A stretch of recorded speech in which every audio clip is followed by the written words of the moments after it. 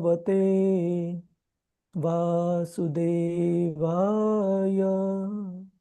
Narayanam namaskritya naram chaiva narottamam devim saraswatim vyasam tato jayamudiraye nashtapraeshu abhadreshu nityam bhagavat sevaya bhagavatir uttama bhaktir bhavati naishtiki Krishnaya Vasudevaya Devaki Nandanaya cha Nanda Gopa Kumaraya Govindaya Namo Namaha Om Agyanatimirandhasya Jnananjana Shalakaya Chakshur Unmilitam Yena Tasmai Shri Gurave Namaha Shri Chaitanya Manobhishtham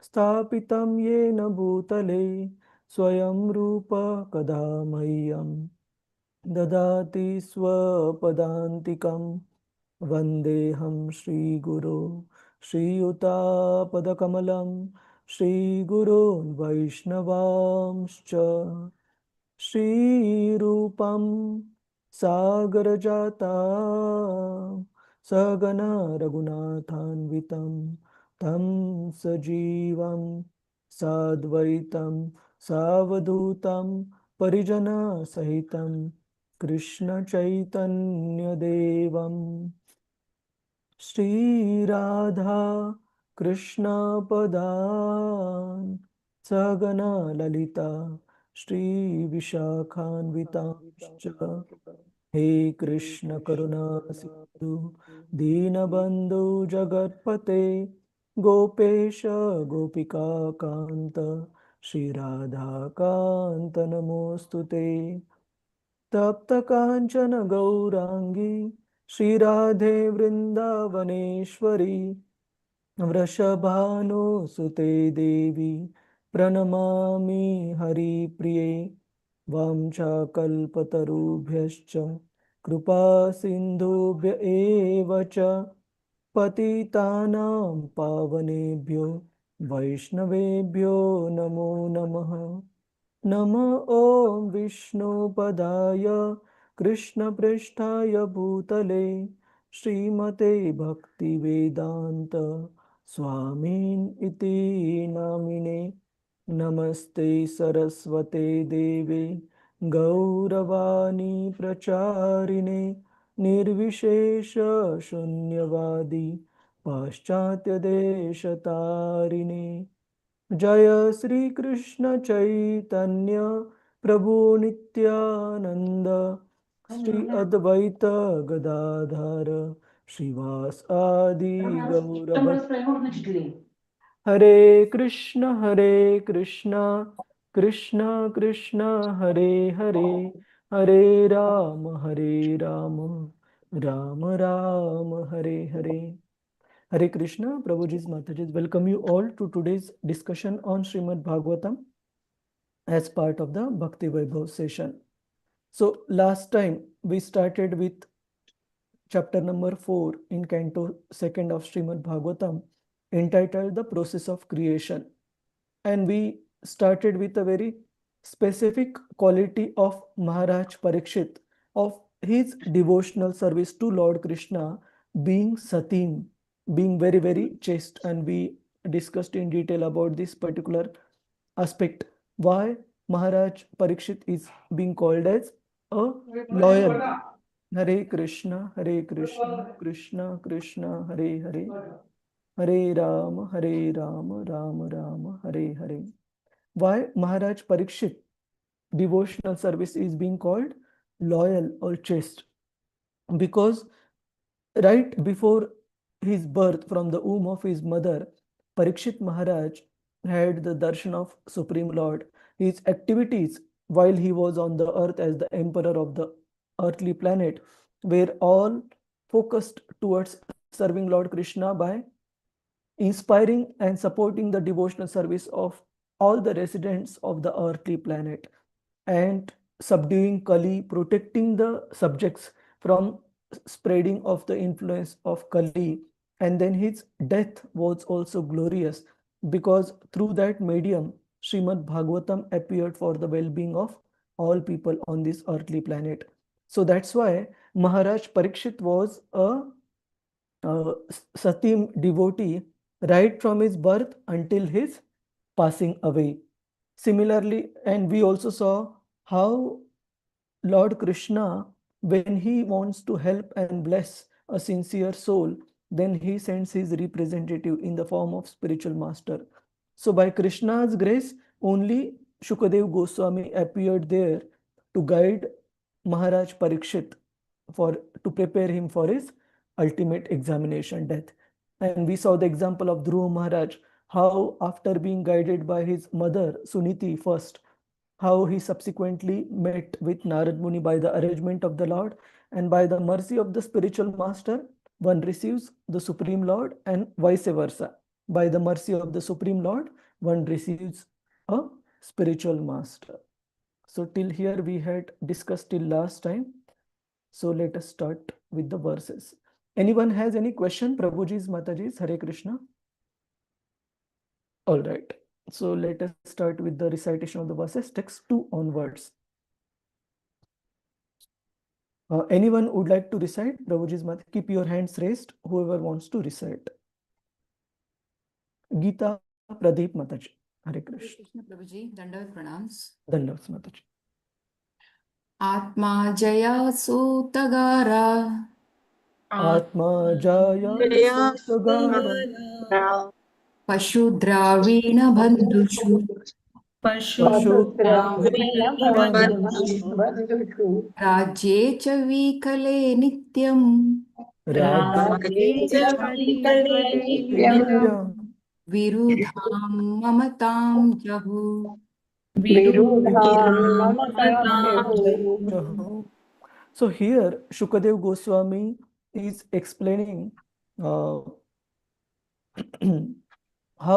Maharaj Parikshit, although he was the sovereign king of the whole planet, he had an obedient wife, beautiful wife, and all the subjects and children who were obedient.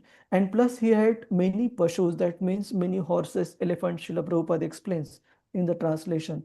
Pashus here stands for horses and elephants. Dravina, treasury full with wealth, and Bandhushu, all the friends and relatives. So though Maharaj Parikshit had all this entourage and paraphernalia for his enjoying this material world happily ever after, still he was able to give up all this, renounce all this because of his deep-rooted attachment for Lord Krishna. Mataji, translation. Translation. Maharaja Parikshit, as a result of his wholehearted attraction for Lord Krishna, was able to give up all deep-rooted affection for his personal body, his wife, his children, his palace, his animals like horses and elephants, his treasury house, his friends and relatives, and his undisputed kingdom. Yes, Mataji. Purport? Okay. To become liberated means to become free from Dehatma Buddhi, the illusory attachment for personal bodily coverings and everything connected with the body, namely wife, children, and all other entanglements. One select, okay, shall I continue, Prabhuji? Yeah, please continue. One selects a wife for bodily comforts, and the result is children. For wife and children, one requires a dwelling place, and as such, a residential house is also necessary. Animals like horses, elephants, cows, and dogs are all household animals, and a householder has to keep them as a household paraphernalia. In modern civilization, the horses and elephants have been replaced by cars and conveyance with the considerable horsepower. To maintain all the household affairs, one has to increase the bank balance and be careful about the treasury house. And in order to display the opulence of material assets, one has to keep a good relation with friends and relatives, as well as become very careful about maintaining and status quo. This is called material civilization of material attachment. Devotion for Lord Krishna means negation of all material attachments as detailed above. Yes, Mother. Next highlighted part.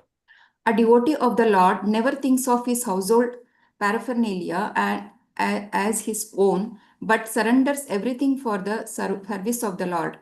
Thereby, living entities under a devotee's care get the opportunity for God realization by the management of a devotee master. Thank you. Thank you, Prabhuji. So before we proceed to the next part of the purport, let's try to understand this.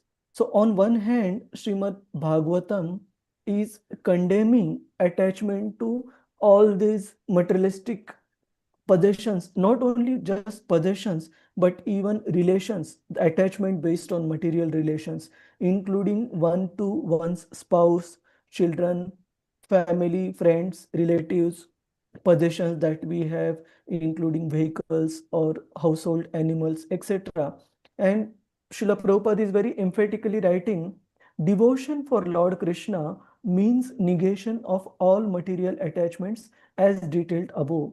But at the same time, we see examples of so many exemplary Grahastha devotees in Srimad Bhagavatam, including Maharaj Parikshit, his great, his grandfathers, Yudhishthir Maharaj, Arjun, so on and so forth, the Pandavas.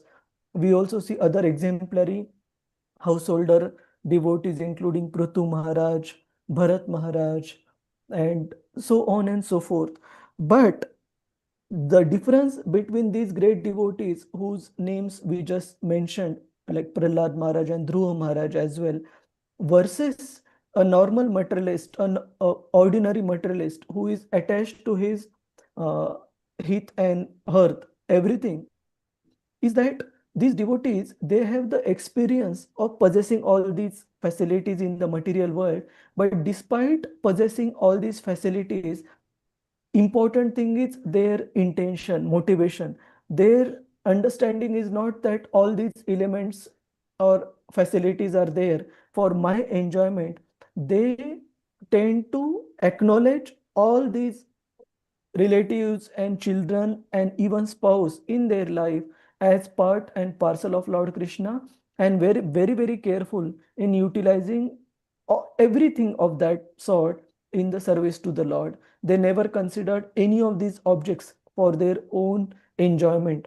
Like we see for the Pandavas, although Yudhishthir Maharaj was the sovereign king of the entire earthly planet, enthroned by none other than Lord Krishna himself, as soon as the Pandavas came to know the news of Lord Krishna's departure from this material world, having gone back to the spiritual world, immediately without wasting a minute, the Pandavas enthroned Maharaj Parikshit, their grandson, and immediately started for the north. And we discussed in great detail that they didn't start for a north as a yatra, that okay, everybody is ready now, five Pandava brothers would lead and Draupadi and Kunti Maharani would follow. None of that agreement was made.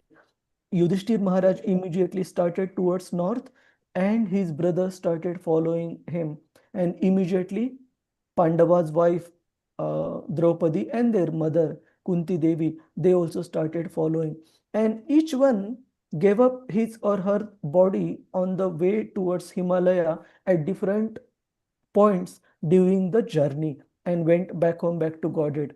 So point is, although these great devotees, these great souls possessed all these material possessions, but they were always in acknowledgement of the true spirit of having all these possessions in care, in their care for service to the Lord.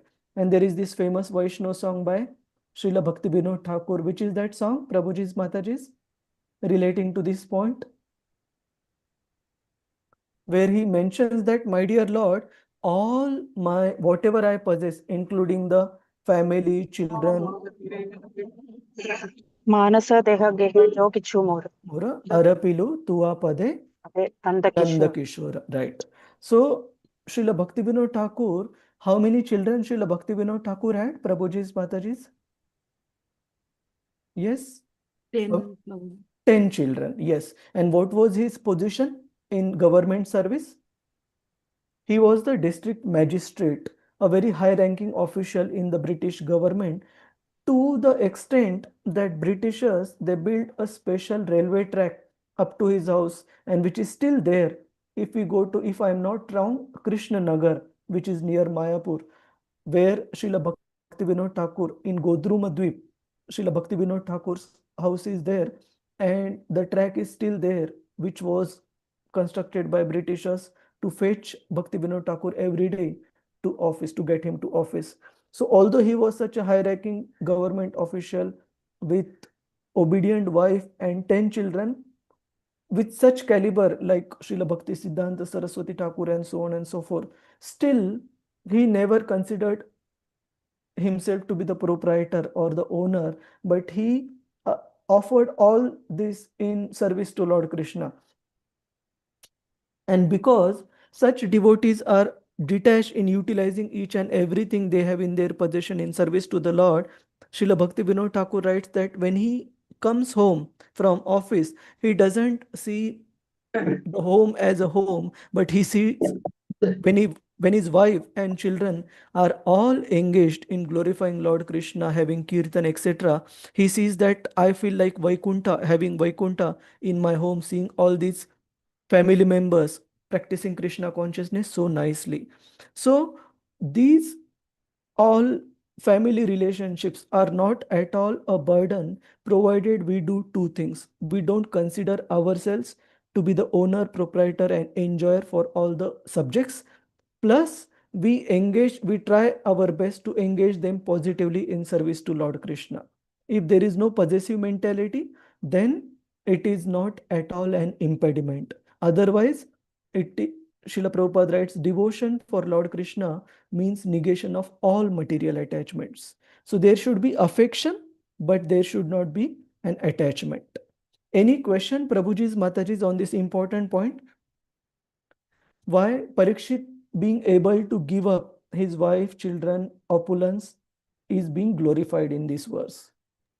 And how we know that all these great kings had no attachment? When the time came for Maharaj Parikshit, immediately, without wasting a moment, Maharaj Parikshit was able to give up an obedient wife, obedient children, and subjects, and all the opulences of being a king. And immediately he was able to retire on the bank of Ganges. So we proceed. Yes, Gita Mataji.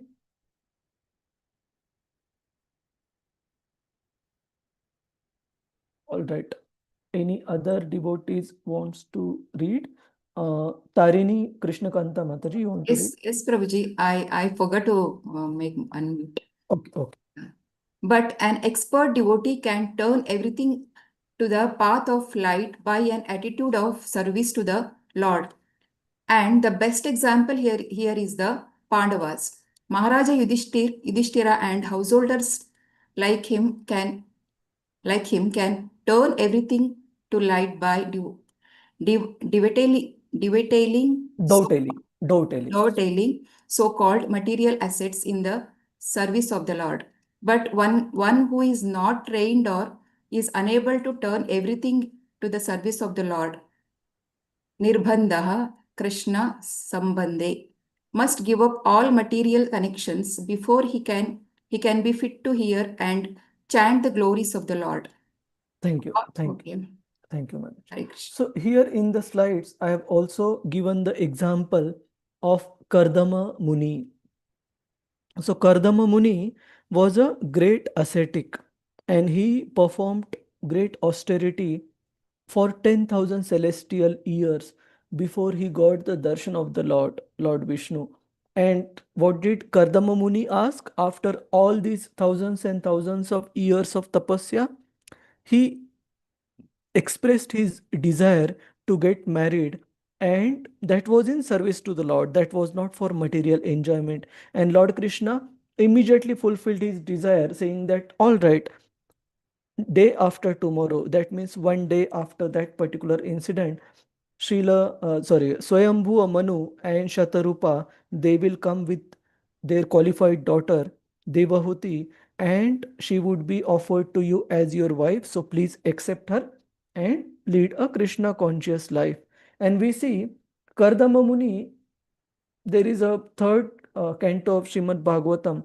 We see even after his marriage, because he was an ascetic, there were so many austerities, and Devahuti, being a very chaste and loyal, faithful wife to her husband, although she was a princess, being daughter of no other than Swayambhu Manu himself, she served Kardama Muni so nicely and herself also voluntarily practiced austerities.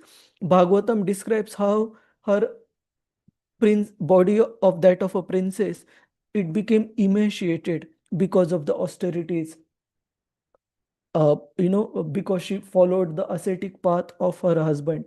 But as a woman, she naturally felt to have children, and she expressed her desire to her husband. And Kardama Muni fulfilled it, but he didn't fulfill it just like that. First, by his yogic mystic power, he created a grand mansion in the space, and with all the good, very nicely built palaces and beautiful gardens and the peacocks and fountains and everything. And he, by his mystic power, had Devahuti regain her youth, being pleased with her long service to him with devotion. And then he fulfilled her desire by giving her a son in the form of Kapila Muni. But even when Kardama Muni, right in the beginning, had expressed his desire to Lord Vishnu to get married, he expressed that desire with one condition, that as soon as I would have a child, I would I will give my wife in care of that particular child, and will take to renounce order of life sannyas. So that was their renunciation. And we see Kardama Muni followed the responsibilities as the householder in the most perfect manner by giving all the comforts to wife, so that she feels happy to be a mother. She doesn't feel that, oh, that because I married this particular ascetic, all my life has gone like that. And it is basically not a happy experience for a mother if the child is not born in a protective environment. In fact, if a woman does not find that the husband is able to protect and raise the child well, many of the time female from any category of living entities for that matter, they don't want to even have children if they have doubt whether the husband will be able to protect and give necessary comforts and facilities. So first, Kardama Muni created all those facilities so that Devahuti would be comfortable. And then when the right time came, Kapila Muni was born. Immediately he handed over Devahuti in Kapila Muni's care, and he was not at all attached to enjoying those material facilities. He immediately took to renounced order of life. So this is the life of an ideal householder devotee. They have experience of all these facilities, but they are not attached to these facilities.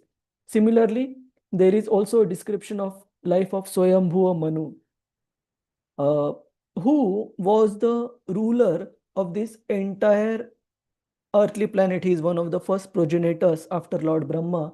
That's why he's called Prajapati. And he ruled the earthly planet for a very long period of time. Also wrote many devotional scriptures, had wife and entire entourage. But when the right time came, he requested his son Maharaj Priyavrat, who was that time leading the life of a celibate, ascetic, to get married so that he could hand over the responsibilities of managing the universal affairs to Maharaj Priyavrat, and then retire to pursue Krishna consciousness whole time, full time. So Swayambhuva Manu was not at all attached. Srila Prabhupada writes in the purport that the modern politicians and the leaders of the society, they don't want to give up the material facilities till the very end of their lives. But look at these exemplary personalities like Swayambhuva Manu. They are eager to hand over the responsibilities to their heirs, and then have the last part of life reserved to pursue Krishna consciousness alone. So similarly, we have few more examples like Yudhishthir Maharaj, whose example we discussed a while ago, specifically the verse Bhishmoktam Achyutoktam, that while he was a he was a king, he ruled the kingdom based on the instructions, learnings that he had received from Bhishmadev and Lord Krishna himself.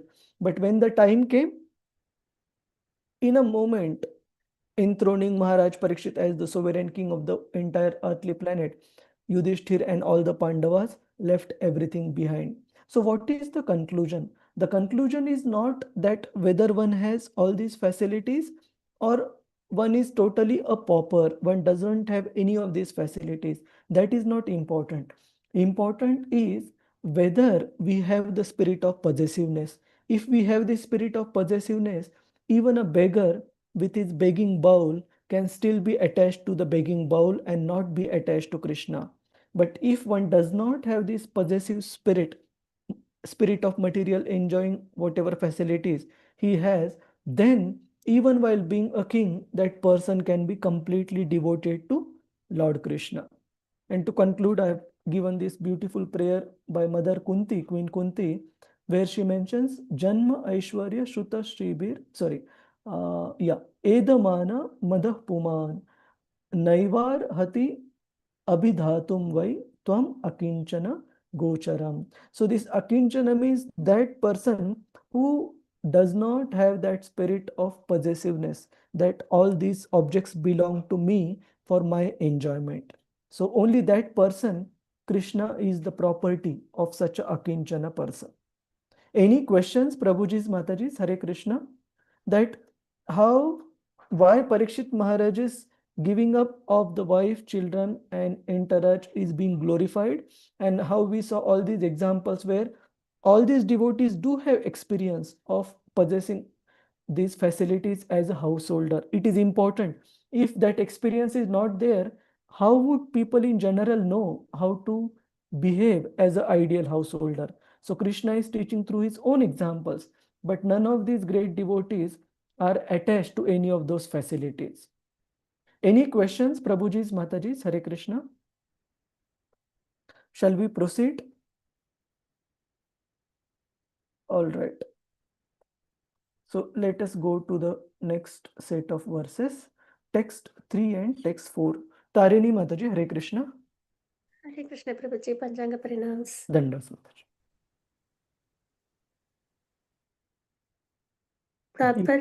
Paprach Seman Evartam Paprachas Seman Evartam Paprucha Sema Evartham Yanmam Prachas Sattamaha Yanmam Sattamaha Krishna Nubhava Shavane Krishna Bhava Shravane Tadadano Mahamanaha Shraddhano Mahamanaha Samstam Vijnaya Sanyasya Samstam Sanyasya Karma Traivarjikam Chayat Karma Traivargikam Chayat Vasudeve Bhavati Vasudeve Bhavati Atma Bhavam Dhrutam Kataha. Translation. Translation by His Divine Grace A.C. Bhaktivedanta Swami Prabhupada ki jai. O great sages, the great soul Maharaja Parikshit, constantly wrapped in thought of Lord Krishna, knowing well of his imminent death, renounced all sorts of fruitive activities, namely acts of religion, economic development, and sense gratification, and thus fixed himself firmly in his natural love for Krishna and asked all these questions exactly as you are asking me. Thank you, Madhuji.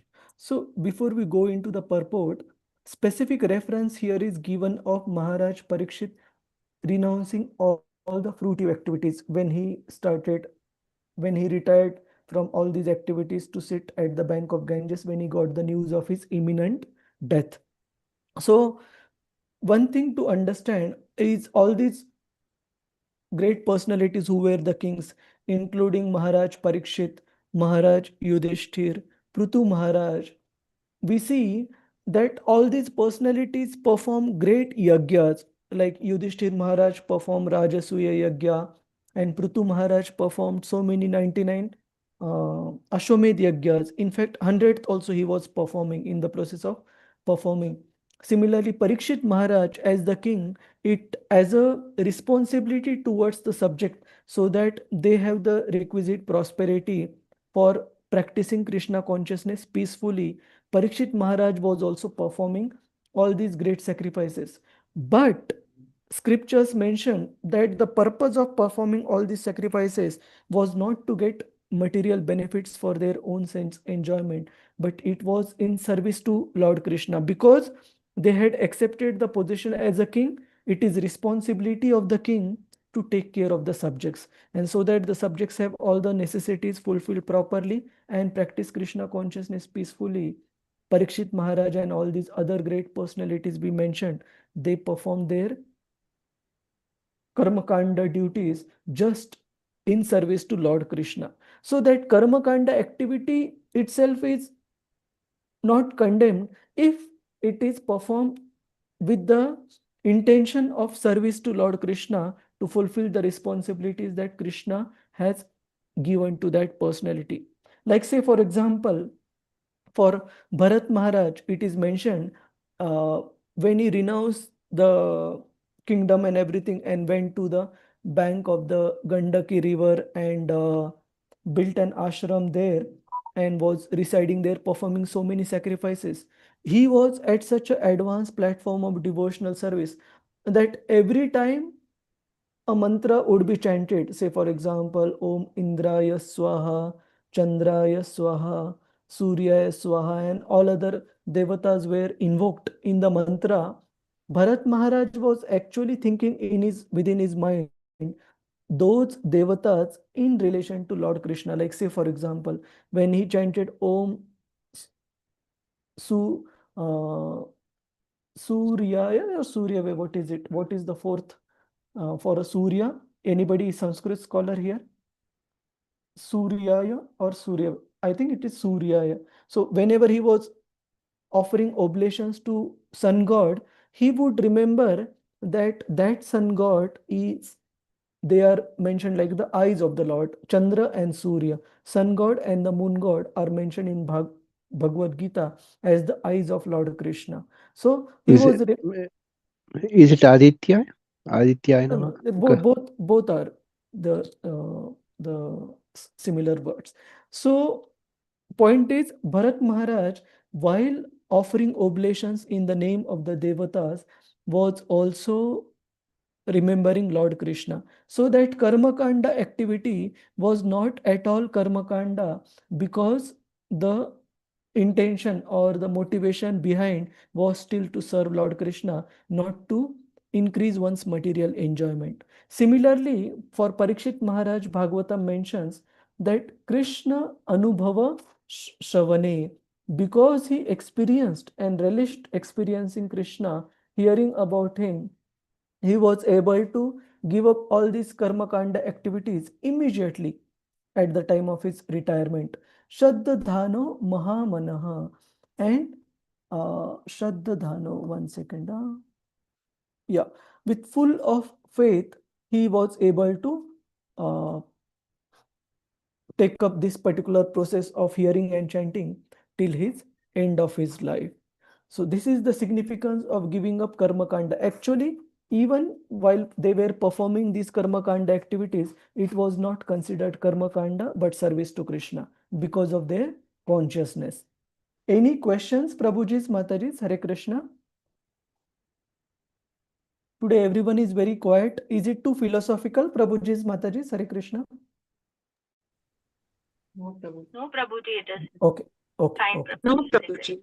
Okay, fine. So let us proceed. So similarly, we also see in the case of gopis and other Vrajavasis in Vrindavan. For example, gopis, Krishna book describes gopis performing the Katyayani Vrata, which is, Katyayani is nothing but a form of Mother Durga, Uma, the wife of Lord Shiva, to get Lord Krishna as the husband. But Bhagavatam doesn't mention that particular worship of Mother Durga as a karma kanda activity. Why? Because ultimate goal was still to achieve Lord Krishna.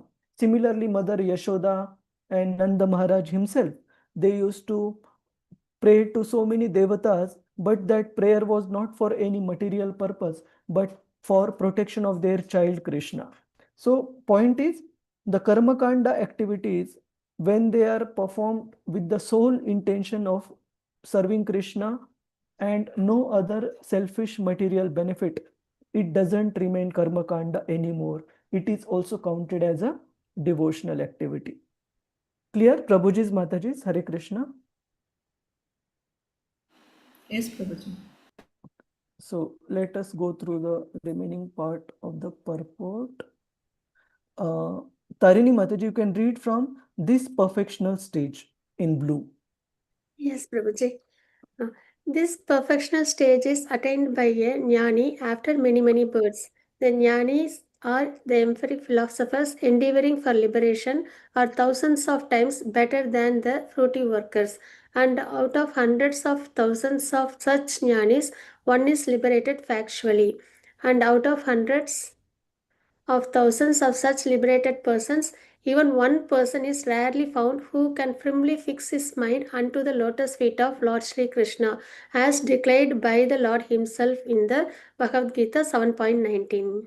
Thank you, Mataji. So in Bhagavad Gita chapter 7, when Lord Krishna mentions the four pious people, Arto, Artharthi, Jigyasu and Jnani, as those who surrender unto him, Krishna singles out Jnani as very special. As such, he says, all these four are Mahatmas, they are magnanimous souls, but amongst these four category, Jnanis are very special. Why? Because they have the knowledge that Lord Krishna as the source and supreme Lord and source of all the living entities, and us as the part and parcel servitor of the Lord.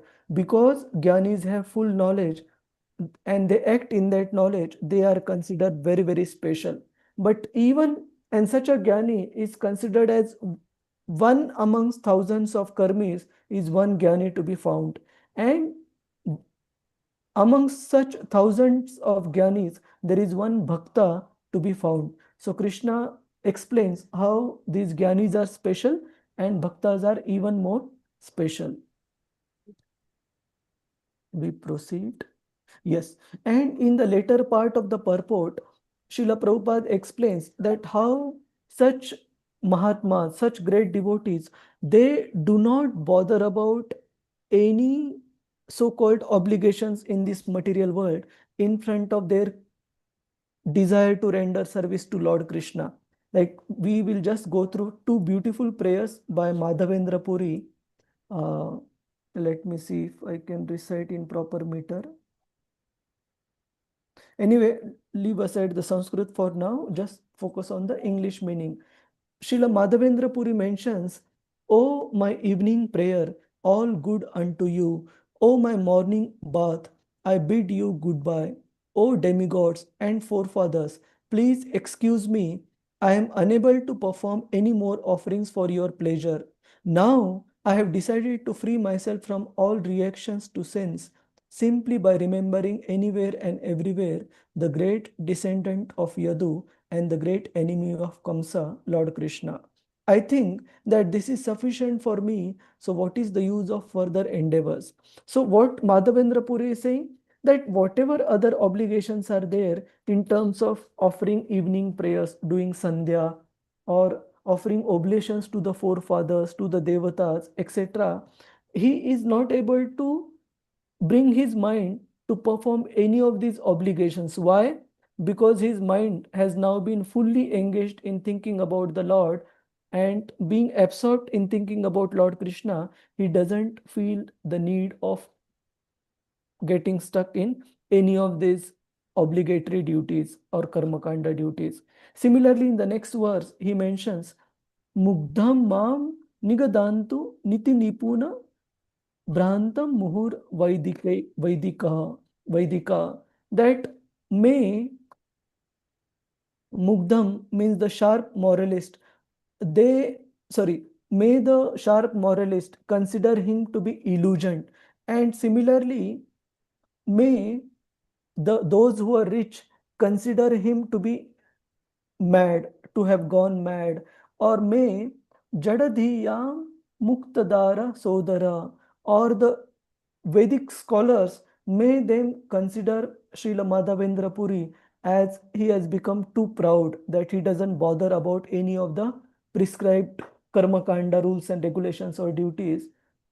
Unmatta dhanino viveka, that may the rich consider him as having gone mad, but still moktum na kshamate manak api mano govinda padaspruham. Since his mind has been engaged in service to Lord Govinda, he simply can't bring it to perform all these karma kanda rituals because his mind is getting relish and taste in serving Lord Krishna.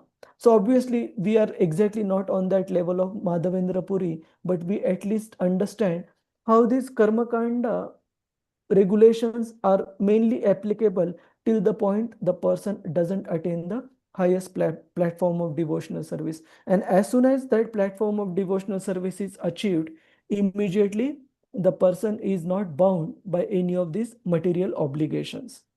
Any questions, Prabhuji's Mataji's? Hare Krishna. Is this point clear?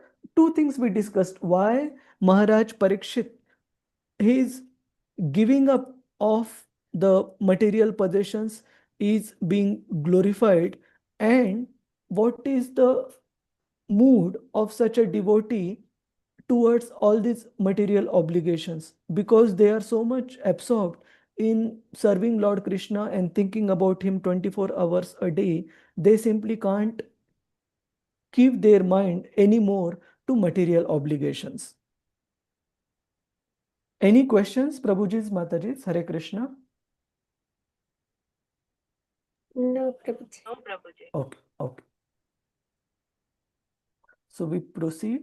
So till now, basically, Suta Goswami is explaining to the sages of Naimisharanya how Parikshit, uh, how Parikshit Maharaj was such a great soul. Basically, he's glorifying Parikshit Maharaj as having been such a dedicated servant of the Lord and completely having focused his attention on the Lord, that he was able to give up the material responsibilities very, very easily. And now from text 5 onwards, actual secondary set of questions that Parikshit Maharaj asked to Shukadev Goswami will be discussed. Text 5. So Lalita, yes, Prabhuji. Hare Krishna, Prabhuji. Yes, One Prabhuji. point. Yeah. Prabhuji, here, one of the points which I took note was that on the Vyavasayatmika Buddhi. Maybe we could elaborate a little bit more on Sure, that. sure, Prabhuji. Yeah. So Vyavasayatmika Buddhi, this is a famous verse from chapter 2 of Bhagavad Gita, text 41. Vyavasayatmika Buddhir ekeha kurunandana bahushakahi anantascha buddhayo avyavasayina. That those who are on this path of devotional service, their attention is focused on what should be done, what is of real essence. Whereas those whose consciousness is materially minded, their buddhi or intelligence is multi-branched, many-branched. So Srila Prabhupada explains in one of his classes on this particular verse how Vyavasayatmika Buddhi means focused attention. Just like, say, for example, I often give the example of a merchant or a shopkeeper, that when sometimes these people go hungry throughout the day, but they get such type of relish while earning that they don't bother even bodily inconveniences. Why? Because the mind is completely focused on the aspect of earning and expanding the business. And typical example is given, just like if a shopkeeper earning X amount of rupees, say for example 10,000 rupees a day, on a special day he happens to earn double or three times, 20 or 30,000, he won't keep his shop closed for next 2 days. He would intend to invest that money again to expand his business even further, open franchises, expand the business, earn even more. Similarly, a devotee is always focused in his devotional service to Lord Krishna, and he is never satiated. He doesn't feel that I have served Krishna enough, I have pleased Krishna enough. So like this shopkeeper whose example we discussed, he is always greedy to serve Krishna more and more, to please Krishna more and more. And the wonderful example is what we saw a while ago, Madhavendra Puri. When Lord Krishna as Gopalji on Govardhan asked his devotee Madhavendra Puri that because of having stayed under the ground for a very considerably long period of time in the bushes, to protect the deities from the attack of Mughal emperor, Lord Krishna, he mentioned that I am feeling very hot and I want to have a soothing, cooling feeling. And to give me the soothing feeling, I want to get chandan from Malaya hills, which are near the, not Malaya, Neelachal hills, which are near Jagannath Puri from Neelachal. And what did Madhavendra Puri do? He was already at an advanced age at that particular time, probably 80, 85, 90, around that. And he did not assign that service to anybody else, that you go and fetch Chandan and then I will apply on Gopalji. He took that particular desire of the Lord as his life and soul, immediately trained some of the Brajavasis to handle the worship of Gopalji, and left out on foot from Govardhan, Vrindavan to Jagannath Puri, which is a 1,000+ kilometer journey on foot, and at such an advanced age. So point is, he was not even sure whether he would make it to Neelachal, whether he would come back alive. But because Gopalji, Lord Krishna, is not feeling comfortable, he is feeling hot because of having stayed underground for very long, let me immediately fulfill his desire and give him soothing comfort. So this is called Vyavasayatmika Buddhi. That means focused attention.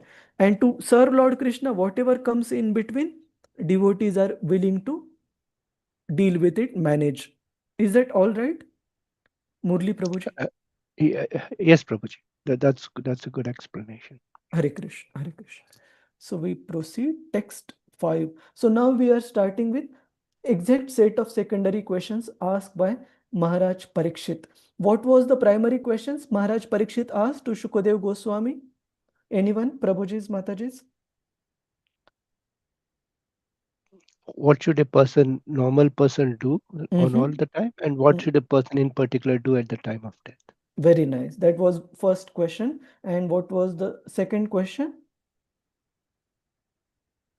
What a person should hear about, chant, remember, and worship. And what a person should not hear about, should not chant, should not remember. That was the second question. So now, after Shukadev Goswami has answered these questions in detail, Parikshit Maharaj is putting secondary set of questions. So let us go through.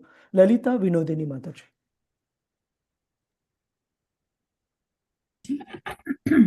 राजोवाच Rajo Uvac समीचीनं वचो ब्रह्मन् Samichinam Vacho Brahman सर्वज्ञस्य तवाङ्कवानः Sarvajnasya तमो विशीर्यते मह्यं Tamo हरे कथयत कथाम् Before we go to translation, let me just quickly check that I have not missed any of the points which I wanted to cover. 1 second. Yeah, and also we see various qualities of Maharaj Parikshit mentioned in the earlier verse, that he was constantly wrapped in thoughts of Krishna. He was well aware of his imminent death, renounced everything. This aspect we saw quite in detail, and fixed himself in his natural love for Krishna. And basically, he was above all this Karma Kanda section, although having to perform it as his duty earlier. Yeah, so let us, Lalita Vinodini Mataji, go through the translation. Translation and purport by His Divine Grace Srila Prabhupada ki Jai. Maharaja Parikshit said, O learned Brahmana, You know everything because you are without material contamination. Therefore, whatever you have spoken to me appears perfectly right.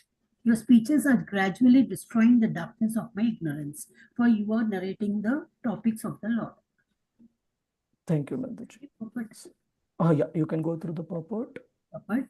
The practical experience of Maharaja Parikshit is disclosed herein, revealing that transcendental topics of the Lord act like injections when received by the sincere devotee from a person who is perfectly uncontaminated by material things or material tinges. In other words, reception of the messages of Srimad Bhagavatam from professional men heard by a Karmakandiya audience never acts miraculously as stated here. Devotional hearing of the messages of the Lord is not like hearing ordinary topics. Therefore, the action will be felt by the sincere hearer by experience of the gradual disappearance of ignorance. Thank you. Thank Yasya you. Deve, shall I continue? Before we proceed, we'll just understand this particular point, that when is the discussion of Srimad Bhagavatam most potent? When we have somebody like Shukadev Goswami, who is Sarvagyasya Tava Naga, that he is completely without any anaga or without any contamination of the heart, and is completely knowledgeable about Lord Krishna. So when we have a speaker who is completely uncontaminated, he doesn't have any other primary focus in his or her life apart from Lord Krishna, and when we have an eager audience like Maharaj Parikshit, who does not have any other agenda for that remaining 7 days of his life apart from hearing about Lord Krishna. So Parikshit Maharaj doesn't want to do anything apart from hearing about Lord Krishna, and he doesn't want to hear about Lord Krishna for any material motivation. He wants to hear about Lord Krishna solely for his purification, as we will see. So when we have a perfect speaker who wants to speak without any ulterior motive like getting popularity, getting money, etc., and when we have an audience who wants to hear with all sincerity without any material motivation, then the complete potency of discussing Krishna Katha can be leveraged, can be experienced. And this particular verse that Srila Prabhupada quotes in the later part of the purport, we have discussed this earlier. This is the verse when one time Srila Prabhupada was asked, what is the most important verse according to you in your writings? And of course, different times Srila Prabhupada answered this question differently. But at one time, Srila Prabhupada mentioned this particular verse as most important. Yes, Mataji, you can recite the verse. Yes, Prabhuji. Yasya deve para bhaktir yatha deve tata gurau tasyaite kathira Katita. Tasyaite katita hi artha. tasyaite katita hirtaha prakashante mahatmanaha. Shveteshvatara Upanishad 6.23. When a hungry man is given food to eat, he feels satiation of hunger and the pleasure of dining simultaneously. Thus, he does not have to ask whether he has actually been fed or not. The crucial test of hearing Srimad Bhagavatam is that one should get positive enlightenment by such an act. Thank you.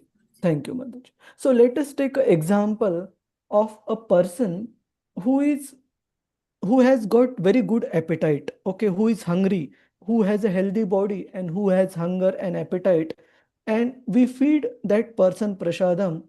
And second case, you take of a person who has already got his stomach full or no appetite, and he doesn't have liking for or understanding of prasadam's importance, and we are somehow or other trying to feed him. Would there be any difference, Prabhuji's, Mataji's, in terms of how the body would react in the first case to the food offered versus in the second case? Do you think would there be any difference? Prabhuji, depends on the person's spiritual inclination, Prabhuji. If a spiritual person is fed prasadam after full stomach also, he will relish it, Prabhuji.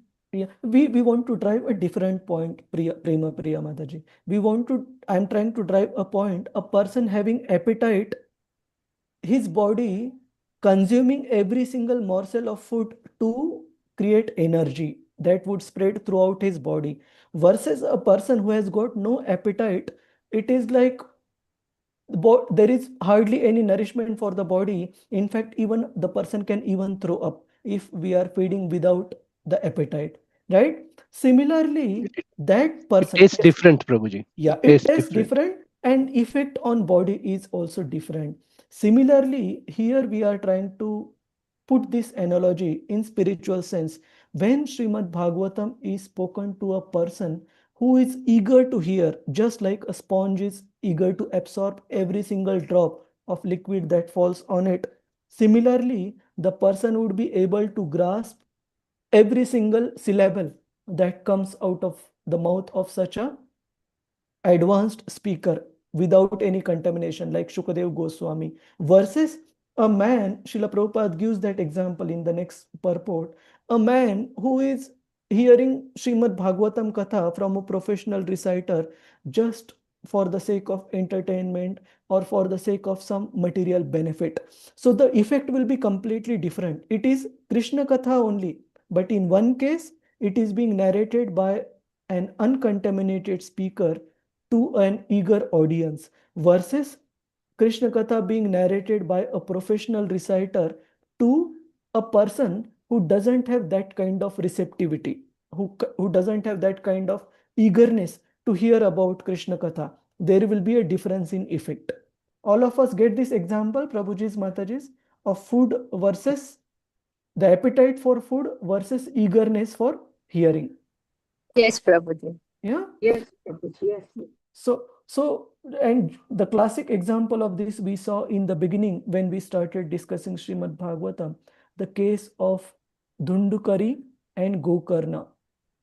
Dhundukari, the sinful brother of Gokarna, who was such a great soul, he was so eager to hear from his brother about narration of Krishna Katha Srimad Bhagavatam because he was in a desperate situation. He was in a ghostly body tied up in a bamboo with 7 knots. So because it was like a person holding on to a cliff by his hands, how strongly he would hold, because if the hand grip loses, then he's gone, he is dead.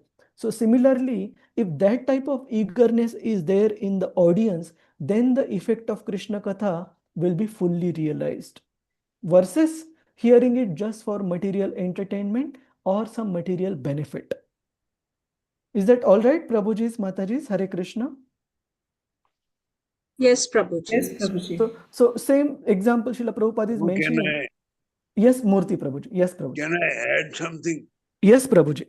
In today's context, in this Kali Yuga, with lot of love jihads and other things taking place, it has a different value. Whatever Krishna Katha is going on, Bhagavatam narration is going on, people at least flock to that place in hordes and they stay with Sanatan Dharma. They do not go for conversion. So this is the reality, Prabhu. This is the Kali Yuga. So the context have changed. Thank you, Prabhuji. So similarly, in Krishna book, in that particular chapter, after Kaliya Daman, after Lord Krishna has subdued the serpent Kaliya, when the forest fire is there, when the Brajavasis and Lord Krishna, they take rest in the forest the same night and they don't go home same night. So in the middle of the night, there is forest fire. Srila Prabhupada writes that how each one of us should actually understand that we are in that forest fire. And just like the Vrajavasis in that precarious situation took shelter of Lord Krishna and prayed to him to contain the forest fire and protect them, similarly, we also need to take shelter of Lord Krishna with that desperation and focus. Then we would advance in Krishna consciousness very, very quickly. Otherwise, if we are very lax then Krishna also doesn't push, but it will take a very long time for purification. Hare Krishna. So let me see for slides if we have anything. Yes. So 3 things are needed for the full benefit of Krishna Katha to be realized. What are the 3 things? A qualified speaker, like Shukadev Goswami, he is mentioned as Gyata. He is all knowledgeable about Lord Krishna, and plus he is uncontaminated. That is the qualification of the speaker. The qualification of the hearer is the appetite, his eagerness to hear Krishna Katha. And third thing is the subject matter that they are discussing. If it is Krishna Katha, then definitely such kind of discussion is considered most potent. And there are other places in Srimad Bhagavatam where similar point is mentioned, like this 18th chapter of first canto, text 15. Lalita Vinodini Mataji, you want to recite this? Yes, Prabhuji. Tanno Bhavan Vai Bhagavat Pradano. Shall I continue? Yes, Mataji, please continue. Yeah. Tanno Bhavan Vai Bhagavat Pradano Mahattamekanta Parayanasya Hare Rudaram Charitam Vishuddham Sushrushatam no Vitano tu Vidvan. Shall I continue reading? Yes, Mataji. O Suta Goswami. Shall I continue? Yes, Mataji. Okay. O Suta Goswami, you are a learned and pure devotee of the Lord because the personality of Godhead is your chief object of service. Therefore, please describe to us the pastimes of the Lord, which are above all material conception, for we are anxious to receive such messages. Srimad Bhagavatam 1.18.15. Thank you, Mataji. So in this verse, all these 3 points are covered. What is the qualification of the speaker? Bhagavat Pradhano. That means he has Lord Krishna as the priority number 1 in his life, and nothing else stands against that priority. So that type of speaker is called as Bhagavat Pradhano speaker. Similarly, what is the qualification of the hearer or audience? The qualification of the hearer is Sushrushatam. Sushrushatam means they are extremely eager. They are very eager to hear about Lord Krishna. And third criteria is mentioned, Harer Udaram Charitam Vishuddham, that the subject matter of discussion is the Charitam, is the life and activities of the Supreme Lord. Then that type of discussion is considered very, very potent. It would fully benefit everyone involved. And what is the effect of such Krishna Katha between an Bhagavat Pradhan speaker who has got nothing else than Krishna as priority in life, and Sushru Shatam hearer who is very eager to hear about Lord Krishna? We can see these verses. The sound incarnation of Lord Krishna, the Supreme Soul, that is Srimad Bhagavatam, enters into the heart of a self-realized devotee, sits on the lotus flower of his loving relationship, and thus cleanses the dust of material association such as lust, anger, hankering. Thus it acts like an autumnal rains upon pools of muddy water. So immediately the heart of such a sincere seeker can get purified if he hears Krishna Katha from such a person who is Bhagavat Pradhana. Similarly, in other verse it is also mentioned, those who drink through oral reception fully filled with nectarian messages of Lord Krishna, the beloved of devotees, purify the polluted aim of life known as material enjoyment, and thus go back to Godhead, to the lotus feet of Him, the personality of Godhead. Punanti te vishaya vidushita shayam. That means the polluted aim of life, whatever other priorities we have, which are not so conducive for Krishna consciousness, immediately such polluted aim will become a focused aim if we hear Krishna Katha from such a Bhagavat Pradhan devotee. Is it clear, Prabhuji's, Mataji's? Any question on this? Hare Krishna. Mangalmai Mataji, any questions? All good? Okay, fine. So let us proceed.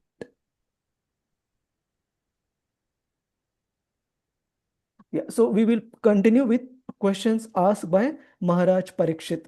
Other devotees who want to recite, Prabhuji's Mataji, keep your hands raised. Usha Kamat Mataji. And others also, you can keep your hands raised. Hare Krishna Mataji. Hare Krishna Prabhuji. Text 4.6. Bhuya eva vivitsami. Bhuya eva Yami, vivitsami. Bhagavan Atma Mayaya. Bhagavan Atma Mayaya. Yathedashrite Vishwam. Yatedam Shrite Vishwam. Durvibhavyam Adhishvaraihi. Durvibhavam Adhishwarai.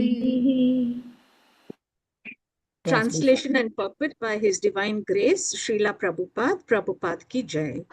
I beg to know from you how the personality of Godhead, by his personal energies, creates these phenomenal universes as they are, which are inconceivable even to the great demigods.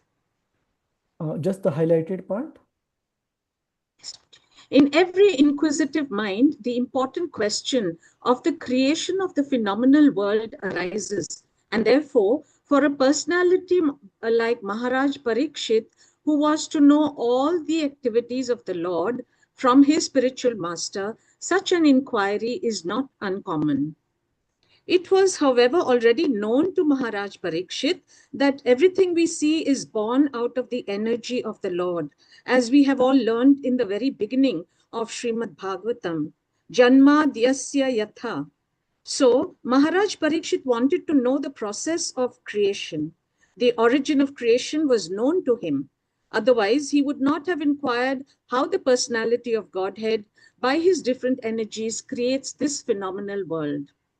Thank you, Mataji. So in this verse, Prabhuji's, Mataji's, what is the inquiry by Maharaj Parikshit? What is he asking Shukadev Goswami to describe? Yes? the creation of the phenomenal world. Correct. How the creation of the world, how the universe was created. Correct. Yathedam srujate vishwam. How this particular material world has been created by the Lord. Now, very important point to understand here is that Parikshit Maharaj is not an ordinary personality. He is a born pure devotee, has been raised in a devotional atmosphere by the Pandavas, and has practiced Krishna consciousness throughout his life, right? But when he is meeting such a great soul, a Bhagavad Pradhan devotee like Shukadev Goswami, what is the first thing he is inquiring? He is not inquiring about Krishna's Vrindavan pastime. He is inquiring about Srujana. He is inquiring about how the creation happens. What would be the reason, Prabhuji's, Mataji's? Anyone? Why Shukadev Goswami Parikshit Maharaj wants to know about Srujanam? Any guess or thoughts? Don't worry, even if it is wrong, no issues. Try. Prema Priya Mataji. For our sake, Prabhuji, to enlighten us. Okay, that could be one reason, but for his own sake also, he is very eager. He is very eager to hear about Srujanam, about how the Lord created this material world. Because, because even the demigods are so baffled by the creation, so he's curious that even they who are so wise and knowledgeable have no idea about the origin of creation. Correct. So he is very eager to understand about this particular aspect of the Lord, of his potency of creation, that even the great personalities, as it would be mentioned in the next verses, and we also see verses in Bhagavad Gita, Name Vidu Suragana, that even the great devatas like Brahma, Shiva, they also don't know the Supreme Lord in full. And Parikshit Maharaj is very eager to hear. One more point is that unless one understands the position of Lord Krishna we would consider, even if we go to discuss Lord Krishna's pastimes in Vrindavan, we would consider him like one of us as an ordinary personality. We won't consider him, we won't understand him as the supreme personality of Godhead. And we would consider his pastimes like ordinary dealings between a boy and a girl, like we see in the material world. So in order to not do that, in order not to take Lord cheaply, but understand his position properly, then only we can relish his pastimes in Vrindavan. So that's why, to make Lord Krishna's position clear to himself as well as people in general, we see Parikshit Maharaj inquiring about Srujana, creative potency of the Lord. Similarly, even in dialogue between Maitreya Maharshi and Vidura in third canto of Srimad Bhagavatam, Vidura, although such a pure devotee and great soul, he starts his inquiry from the process of creation. So point is, understanding Krishna's various potencies and opulences is very, very important if we want to properly relish his Vrindavan pastimes. Otherwise, we would take Krishna very cheaply. So Bhagavatam, Parikshit Maharaj, Shukadev Goswami are all trying to protect us from being a Sahajiya, from taking Krishna very cheaply. They want us to first understand Krishna's position nicely, then only proceed to Krishna Katha. What to speak of this? Even if we see 10th canto of Srimad Bhagavatam, what do we see in the beginning of 10th canto, Prabhuji's Mataji's? Anyone who has seen? Is Lord Krishna's Rasa Leela and all are mentioned in the beginning itself?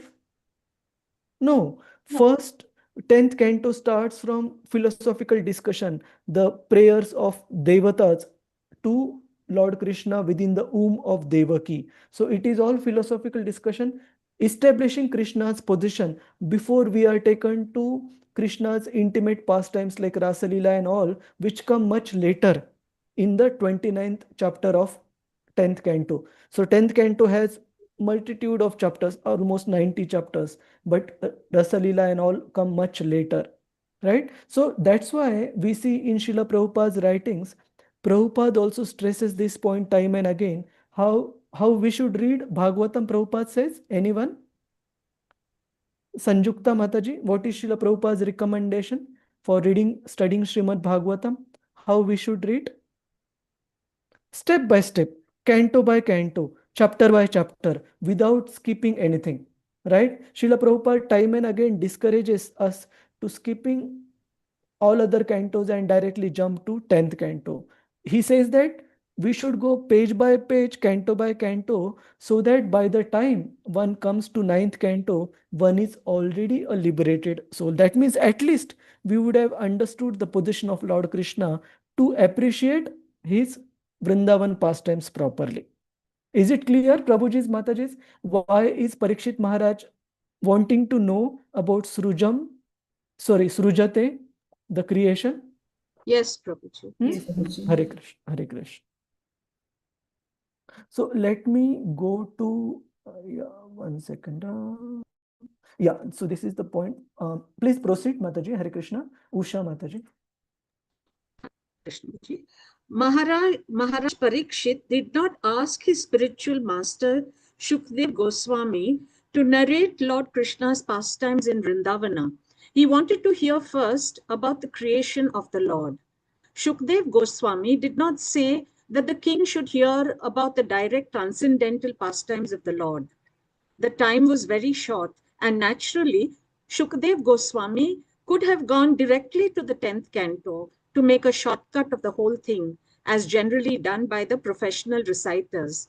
But neither the king nor the great speaker of Srimad Bhagavatam jumped up like the organizers of Bhagavatam. Both of them proceeded systematically so that both future readers and hearers might take lessons from the example of the procedure of reciting Srimad Bhagavatam. Those who are under the control of the external energy of the Lord, or in other words, those who are in the material world, must first of all know how the external energy of the Lord is working under the direction of the Supreme Personality, and afterwards one may try to enter into the activities of his internal energy. Thank you, Mataji. Thank So you, Prabhuji. here one important point is mentioned that when this discussion was happening between Shukadeva Goswami and Parikshit Maharaj, imagine ourselves to be in the position of Parikshit Maharaj, and we just got Shukadev Goswami, who we know as a perfect being who can narrate Krishna Katha. We would be so eager and probably even impatient to directly ask him to go to Krishna's pastimes in Vrindavan. Why? Because only 7 days are remaining, and we are very eager to hear that so that we can go back to Godhead hearing that. So it is quite natural, Prabhupada says, because the time was short. Or even for Shukadev Goswami, it otherwise would have been very tempting to directly go to Rasa Leela and Krishna's intimate pastimes, because those are the topmost pastimes of Lord Krishna. Why not directly go to the topmost? But the problem is, if we directly jump to the topmost without understanding Krishna's position, we won't be able to appreciate it at all. So that's why Shukadev Goswami is first discussing Srujanam, and even Parikshit Maharaj is inquiring about creation, Srujanam. So one second. Yeah. Prabhupada also mentions, before we discuss about Lord's chit potency, his internal potency, we need to first understand how does Maya work? How does Lord's external potency works? That means, how is this material world conducted? So here in the slide, I have shown the picture of Durga Devi, where in one of the verses it is mentioned in Bhagavatam 5th Canto 5:18:4. O unborn one, learned Vedic scholars who are advanced in spiritual knowledge certainly know that this material world is perishable, as do other logicians and philosophers. In trance, they realize the factual position of this world and they preach the truth as well. Yet, even they are sometimes bewildered. The word that is used in the verse, Tathapi muhyanti tavaja mayaya. So these great souls, they also get bewildered. How does Maya work? Anybody remembers any pastime, Prabhuji's, Mataji's, of a great sage, saintly personality who wanted to experience the working of the illusory energy? Who was that personality? Yes. Markandeya Rishi. Very nice, Mataji. Markandeya Rishi. And what was the pastime? Markandeya Rishi wanted to experience the three modes of material nature, how the Maya works. So, Right. yeah. You are able to speak, Mataji. You are not well, Shama Gopika Mataji. Yes, So, Prabhu. okay, no worries. So I will just explain that story, that once Markandeya Rishi wanted to, basically he requested the Lord to show him how does his Maya potency work. And Krishna asked, are you sure? He said, yes, I want to watch, I want to see it personally. And then Lord Krishna granted that wish. So be it. And Markandeya Rishi, he found the whole earthly planet inundated with water, and huge waves of the ocean were tossing everything, including Markandeya Rishi himself. And he, till the time his eyesight could view, there was nothing other than the water all around, and he was getting tossed in the waves in the middle of the ocean. And then at a very far away distance, as Markandeya Rishi, due to the uh, power, the force of the waves, he was dragged in a one particular direction, and Markandeya Rishi did find an island, finally, a piece of land on which there was a banyan tree.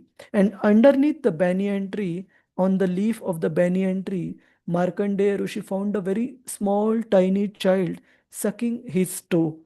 And that tiny child, who was nothing but Lord Krishna, when he inhaled, whole ocean in which Markandeya Rishi was getting tossed up and down, that ocean or entire ocean water was gulped by that small child in one sip. And along with that sip, Markandeya Rishi also entered the tummy, the belly of that particular child, and he happened to see the belly of Lord Krishna. And when the child got Markandeya Rishi out, Markandeya Rishi was again in front of Lord Krishna. And then Krishna asked him that how did you find the working of the Maya potency? And Markandeya Rishi's desires were completely fulfilled. So point is, it is very important for a devotee to know how does Lord's material energy work before aspiring to know how does Lord's internal potency, the Chit Shakti, how does it work? All of you might remember Prabhuji's Mataji, just to keep your memory fresh, when we were discussing chapter number 5 and 6 in Canto 1 about Srila Vyasadeva following the process as taught by Narad Muni of focusing his mind and attention on Lord Krishna. Finally, when he gets the darshan of Lord Vishnu, how was that darshan? Anybody remembers? What did he see? What did Srila Vyasadeva see when he got the darshan of the Lord? One specific aspect Srila Prabhupada writes, who was standing behind the Lord in that darshan? Maya Devi. Maya Devi. Very nice. And what does Srila Prabhupada mention about Maya Devi? She was like the shadow potency. So just like if we stand in the sun, shadow is behind us. Similarly, Srila Vyasadeva saw the Supreme Lord and also the Maya potency. What does it mean? Srila Prabhupada writes in the purport that we need to know how does Maya potency of the Lord work. Only then we would be able to understand how does his chit potency, the potency of enjoyment, work, internal potency. Is this point clear, Prabhuji's, Mataji's? So can anyone mention or explain what is the practical application of this in our lives? What does it mean by knowing how does Maya work? What is the implied meaning for us, for practicing devotees? Anyone? Radhika Ratnanga Mataji or Rati Prada Rajeshwari Mataji? Or other devotees, let me take names one by one. Divya Rukmini Mataji, Devika Mataji. Try, don't worry, even if it is wrong. What does it imply for all of us? Like we are controlled by Maya, Prabhuji. We are controlled by Maya, you're close.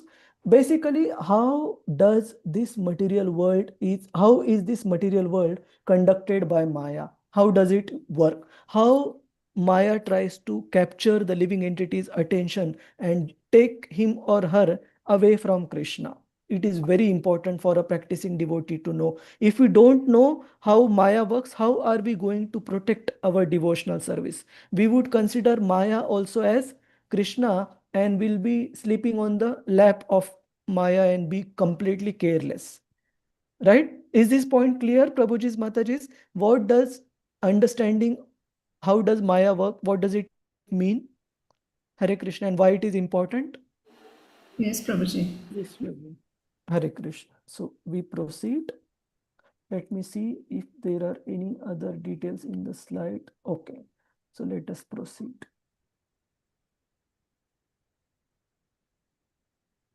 Yeah. And then Srila Prabhupada concludes the purport with the same point, that how sometimes neophyte devotees, they want to jump directly to Lord Krishna's manifestation of the internal energies and pastimes related to that and all, but that is not right way to approach Krishna, understand Krishna. And Prabhupada writes, the author of Chaitanya Charitamrita has warned the neophyte devotees to be seriously on guard against the pitfall of neglecting knowledge about Krishna in regard to how great he is. And there is also a favorite purport of mine from Bhagavad Gita. Let me just show 10.7. Brilliant purport by Prabhupada, where he writes,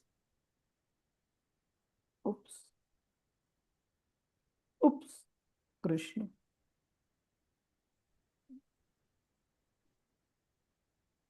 Yes, Prabhupada writes in the purport, generally people know that God is great, but they do not know in detail how God is great. So what is the result, if we know how God is great, then we will become fixed in our devotional service. Otherwise, our devotional service will remain on sentimental platform. Prabhuji's Mataji's.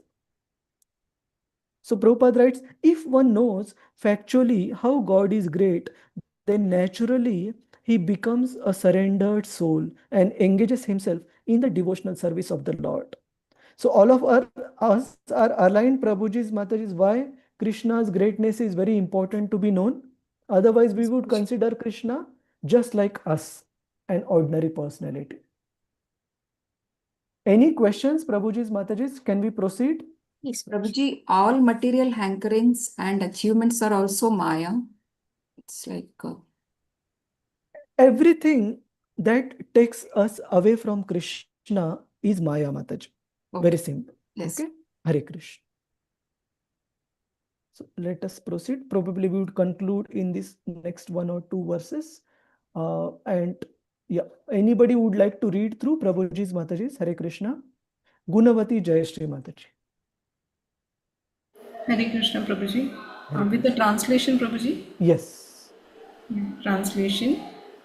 Kindly describe how the Supreme Lord, who is all powerful, engages his different energies and different expansion in maintaining and again winding up the phenomenal world in the sporting spirit of a player.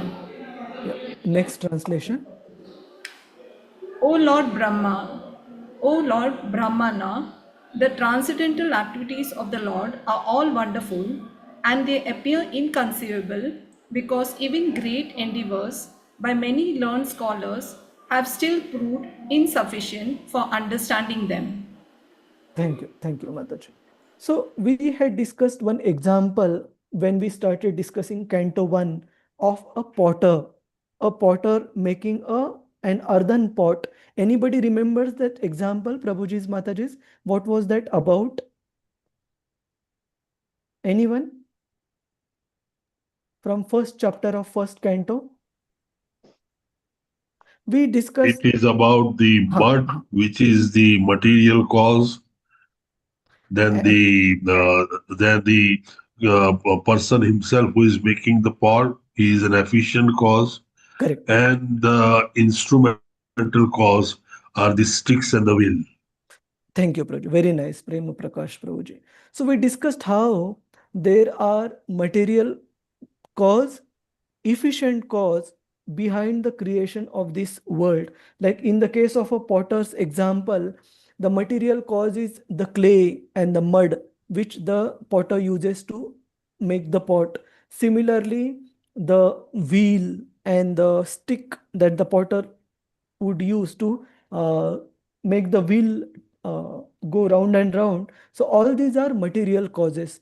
But at the same time, the efficient cause is the skill that Lord Krishna has granted to this potter. Not everyone can make such beautiful earthen pots. But Krishna is the source of both the material cause and the efficient cause. Right? So same thing is being mentioned here by Parikshit Maharaj. He wants Shukadev Goswami to explain all this. So you can read the purport at your leisure.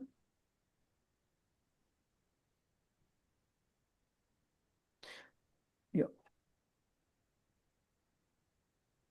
So in the last part of the purport, Srila Prabhupada mentions that Parikshit Maharaj, being born in the great family of the Pandavas, he was definitely aware that Krishna was the source of the creation. But what he was not aware, or what he wanted to know, is how did he create? The who part he was aware, how part he wanted to get answers clarified from Shukadev Goswami. Prema Priya Mataji, Hare Krishna. Hare Krishna, Prabhuji. Yes. Read the shloka, Prabhuji. You wanted to read the shloka? Okay, no problem. Purport, Prabhuji. Okay, fine. Let's go to the purport. Yes, Mataji. Yeah. The blue one. Maharaja Parikshit's statement regarding the workings of the creative energy of the Lord discloses that he knew everything of the process of creation. Why then did he ask Shukadev Goswami for such information? Maharaja Parikshit, being a great emperor, a descendant of the Pandavas, and a great devotee of the Lord Sri Krishna, was quite able to know considerably about the creation of the world. But that much knowledge was not sufficient. He said, therefore, that even greatly learned scholars fail to know about that. Even after great effort, the Lord is unlimited, and his activities are also unfathomable.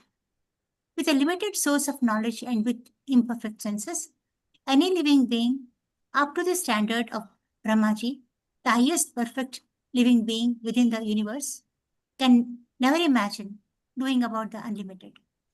We can know something of the unlimited when it is explained by the unlimited, as has been done by the Lord himself in the unique statements of Bhagavad Gita, and it can also be known to some extent from realized souls like Shukadeva Goswami, who learned it from Vyasadeva, the disciple of Narada. And thus the perfect knowledge can descend from the chain of disciplic succession only, and not by any form of experimental knowledge, old or modern. Hare Krishna. Thank you, Mataji. So what is the takeaway from this portion, Prabhuji's, Mataji's? One point is that knowledge of Krishna is unlimited, and we can know only a small part of it if we approach great sincere personalities like Shukadev Goswami, and discussion between Shukadev Goswami and Maharaj Parikshit. We can understand Krishna by the mercy of Shukadev Goswami, but even that understanding, Bhagavatam says, Bhagavad Gita says, is only a tiny understanding. But that is sufficient for the spirit soul to experience complete bliss in this world and attain perfection at the end of this particular life in this material world. So knowing Krishna is important, but one should never think that I have understood Krishna completely. Srila Prabhupada himself says, Suta Goswami himself says in the 3rd chapter of 1st canto of Srimad Bhagavatam, in the last verse, Suta Goswami says that, my dear sages, Shaunakadi Rishis, I will explain to you only what I have been able to grasp by the mercy of my spiritual master. Which is that verse? Can anyone check, Prabhuji's, Mataji's? Where he mentions Yatha Diyam Yatha Mati.